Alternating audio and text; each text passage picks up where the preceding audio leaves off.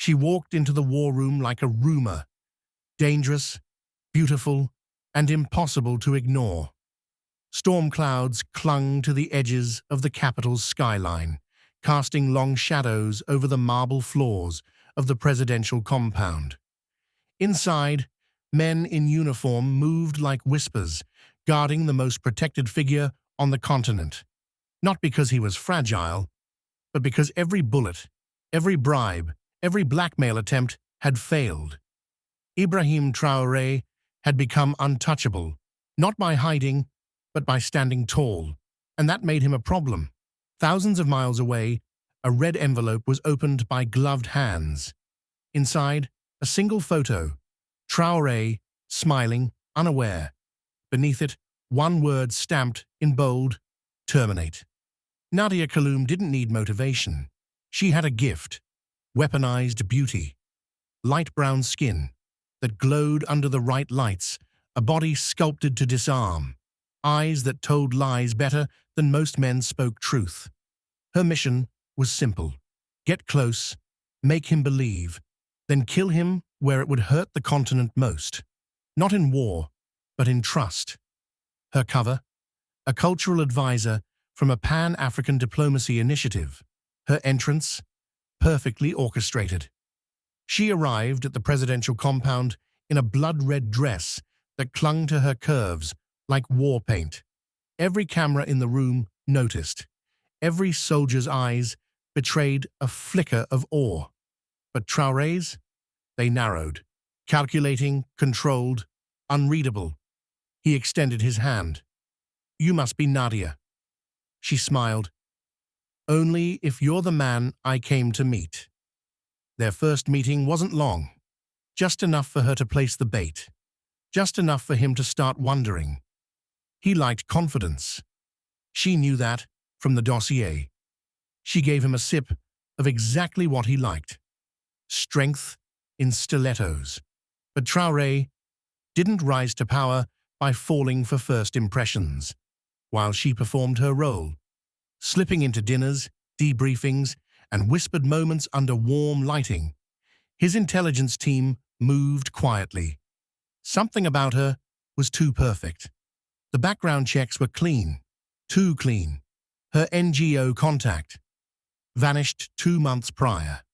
Her fingerprints matched 5 other names across 3 continents. But he didn't flinch. He played along. He smiled when she smiled. Let her lean closer. Let her touch his jaw once with those soft, deceiving fingers.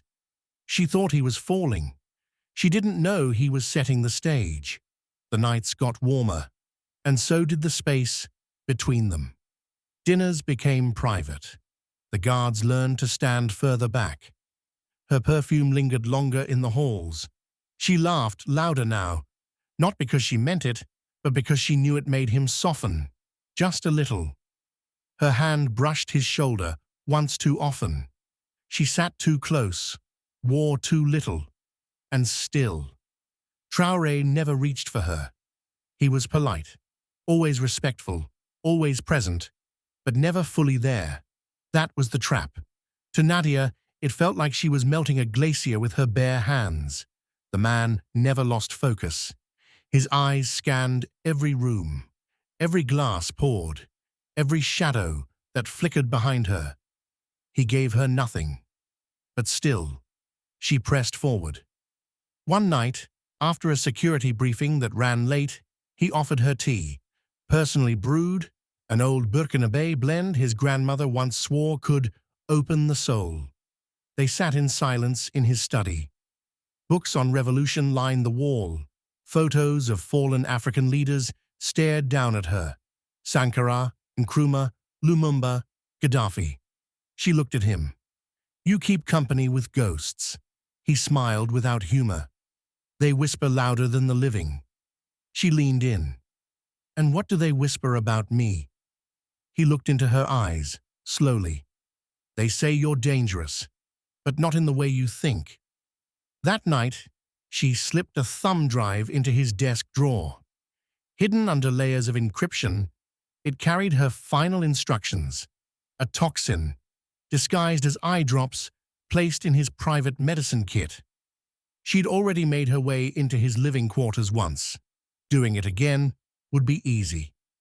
The next morning, Traoré announced a surprise diplomatic trip. 2 days, no staff, no security detail, except his personal driver. He invited Nadia to come along. She said yes, masking the slight tremor in her breath. This was it, the moment. Out in the countryside, the palace staff gone. No cameras, no generals, just him and her. She waited until the sun dipped low, until the wind turned cool, until the tea was poured. She placed the vial into his travel bag, carefully tucked beside his eye drops, and then she waited. He stepped into the room wearing nothing but a traditional robe, casual, relaxed. She approached, placing her hand on his cheek for the first time with full intention. "It's quiet here," she whispered. "No more whispers." He looked at her, deeply, steadily. "No," he said. "Only truth now." She leaned in for what she thought would be the final touch before history changed. But instead of warmth, she felt steel. The handcuffs locked with a sharp click behind her back. 3 soldiers emerged from behind the hallway curtain, rifles raised. Another held up the vial with gloved hands. "You used the wrong fingerprint to seal it," Traoré said. "The lid told us everything." Her eyes widened. "You knew?" "I knew," he said, stepping back. "From the moment you touched my jaw, like you owned it." Her knees didn't buckle. She didn't scream. She just looked at him. That same seductive fire, now lit with fury. "I would have made it painless," she said. He nodded. "That's what they all say." She was escorted out in silence. No cuffs on her ankles, just wrists. Her heels echoed on the polished floor like a heartbeat fading. Her red dress, once a weapon, now just cloth. As the convoy pulled away into the darkness, Traoré looked out the window, holding her dossier in one hand and a teacup in the other. She had been good. Very good, but not good enough. The convoy disappeared into the horizon like a secret being buried. Nadia sat in the back of the armored vehicle, hands cuffed behind her, wrists marked by the cold steel. Her face was calm, unnervingly so. The soldiers flanking her didn't speak. They'd been instructed not to, not because they feared her, but because they respected the silence of a woman who had just failed the world's most dangerous mission. Back at the capital, news had not yet broken. The compound remained still. Diplomats still laughed in the hallways. Ministers carried briefcases, unaware that a silent war had just been won without a single shot fired. Traoré stood alone in his command room, the red beret removed, arms crossed. "She almost got you," said a voice from the shadows, his intelligence chief. "No," Traoré replied. "She almost got them to believe I could be broken."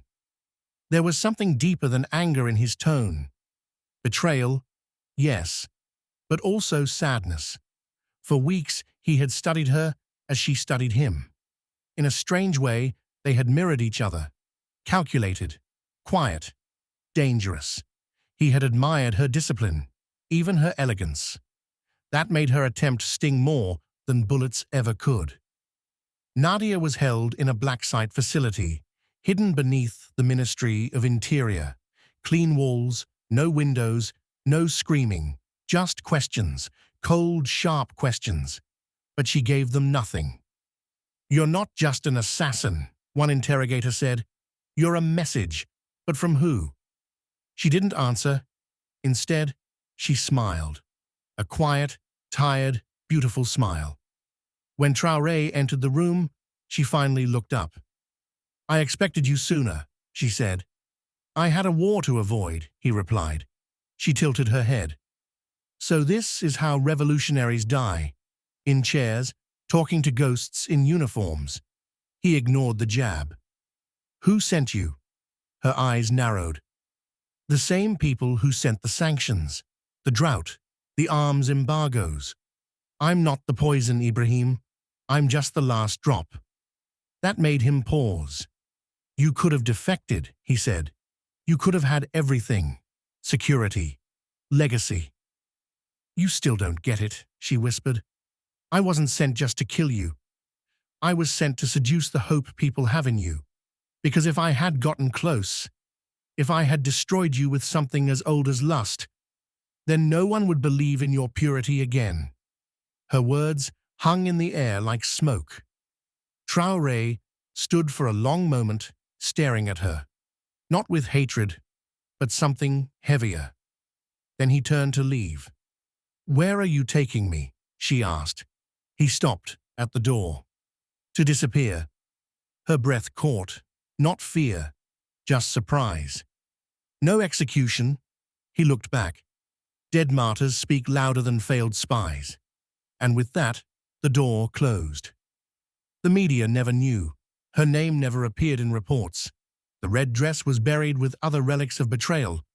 Only a few high-ranking officers knew what had happened. But inside the intelligence vault, her photo remained, pinned beside the others who had tried and failed. Traoré returned to his desk, alone. The wind rustled the curtains. Somewhere outside, the people still cheered his name. But he knew now the war had evolved, no longer in jungles or streets.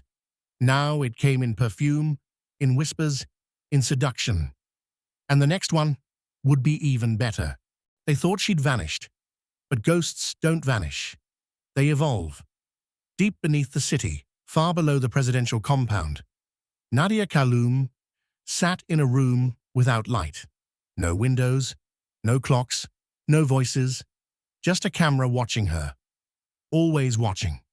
They had taken everything, her earrings, her shoes, even the red dress.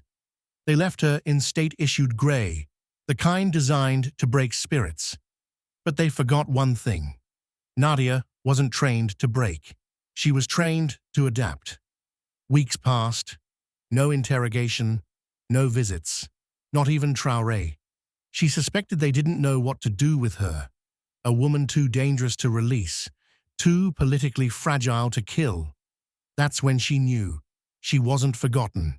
She was feared. One day, a guard slipped, just for a second, left a pen inside the food tray. It was metal, weighted. Another day, a pattern emerged. Shift change, every 6 hours. 2 guards on duty. One stepped away for toilet breaks, the other, half blind in his right eye. She remembered, noted, filed. On the 34th day, the door opened, not for food, but for movement. You're being relocated, said the man in black. No explanation. She knew what that meant. Off the grid. Final disposal. They placed her in cuffs again. Tighter this time. 2 escorts. She kept her head low, calculating. As they walked through the dim corridor toward the underground exit tunnel, the lights flickered, a storm above perhaps, or something better. She counted the steps, 10 meters to the left turn, 3 more to the outer gate. Then the explosion hit. A deafening roar cracked through the facility. Dust, smoke, alarms, an inside job. Her instincts kicked in. In the confusion, she struck. Pen retrieved from her sleeve, sharpened on the cell wall weeks before. One guard went down instantly. The other turned to raise his rifle. Too slow. She was out the gate before the smoke cleared. Above ground, a black van waited near a maintenance tunnel. The driver wore no insignia. Just a nod. No words. She climbed in. An hour later, they were deep in the outskirts of Burkina Faso, near the edge of the Sahel. The driver stopped near a dusty airstrip. A small plane idled in silence. "Who sent you?" she asked him. He passed her a note, unsigned. "Wars aren't won in palaces. They're won by those who survive the dungeons." She smiled. "They still want him dead?" she asked. The driver nodded. Then tell them, I'm not done. She boarded the plane. Back in Ouagadougou, Traoré stood before a shattered wall. Smoke still lingered. One guard dead, one wounded. The pen lay on the floor, blood-stained. He stared at it for a long time. Sir, said his security chief, we believe it was an inside breach. We're still tracing the exit route. Traoré said nothing, just turned to the window. She's not just an agent, he muttered. She's a war front. Then he spoke louder. Prepare my next speech. We tell the people nothing, not yet, but double protection around all diplomatic channels. The aide nodded. As he sat alone in his office, he reached for the photo that once hung in his intelligence files, Nadia's. He held it for a moment, then slid it into his inner coat pocket. This wasn't over. No broadcast, no whispers, no warning. Just one word on a satellite phone. Ouagadougou. Traoré received the message at 2:17 a.m. It came through a scrambled channel usually reserved for battlefield communications. The message was anonymous, no location, no name. But the encryption used was one only a select few knew. People who were supposed to be either dead or locked away forever. He didn't speak, just stared at the screen. She was back. In Casablanca, Nadia Kaloume sat beneath the golden lights of a luxury lounge, legs crossed, a silk scarf draped loosely around her shoulders. She had reinvented herself, new identity, new accent, new scent. No more tight dresses, no more government pens. Now, she was a ghost with power, backed by shadow syndicates that wanted Traoré gone for good. The previous mission had failed not because she was weak, but because she had underestimated him. This time, she wouldn't. Her plan wasn't physical. It was psychological. Traoré's greatest strength was his distance, his discipline. So she would force him to step into unfamiliar territory, emotionally. A month later, Traoré received a physical letter. No return address, no fingerprints. Inside, a photo. It was her, on a boat off the Ivory Coast, sunglasses on, smiling casually. Attached was a note, handwritten in blue ink. Let's end this where it started. I choose the place this time. You choose if you come armed. There was a GPS coordinate. A cafe by the Volta River. Abandoned. Once a colonial trading post, now a relic of forgotten wars. His advisors begged him not to go. It's a trap, they said. She's baiting you. Let us send a drone strike instead. But Traoré knew this was never about weapons. This was about proving to her, and to the people in the shadows watching, that he could sit across from his greatest threat and never flinch. He arrived alone. No convoy. Just one motorcycle, dusty from the ride. No uniform. Just a dark cotton shirt and desert boots. He stepped into the broken cafe. And there she was, leaning against the counter, sipping from a chipped teacup, her curves cloaked in a modest, yet elegant green dress. Her hair was braided now, no lipstick, just danger behind the eyes. You came, she said softly. He didn't sit. You escaped. I adapted. They stared at each other, 1,000 unspoken things hanging between them. Betrayal, respect, curiosity, even a sliver of unfinished desire. Why the invitation, he asked. I wanted to see if you still trusted yourself, she replied. If you'd come knowing I might try again. He glanced at her hands. No weapon in sight, but her words, sharper than a dagger. You failed once, he said. You'll fail again. She smiled faintly. Did I? You haven't slept the same since I left. He didn't answer. Didn't blink. I could end it now, she continued. But that would be easy. Too clean. I don't want to kill you anymore, Ibrahim. I want to undo you. He finally stepped forward. Then you'll have to get closer. She raised an eyebrow, heart pounding. For a moment, just a moment, she thought he might reach for her, might grab her jaw like she once had his. But instead, he leaned close and whispered, "Come any closer, and I'll bury you beneath your own legend." Then he left. No bullets, no screams, just tension, just war. That night, from a safe house in Dakar, she replayed the audio from the hidden mic inside her earring. His voice, calm, steady, commanding. Her team was already analyzing vocal patterns, emotional hesitations, biometric pressure. This wasn't the end. This was the build-up. She wasn't hunting his body anymore. She was targeting his mind. And Traoré, he now knew. Next time she came close, it might not be with poison, but with something far more dangerous. A reason to hesitate.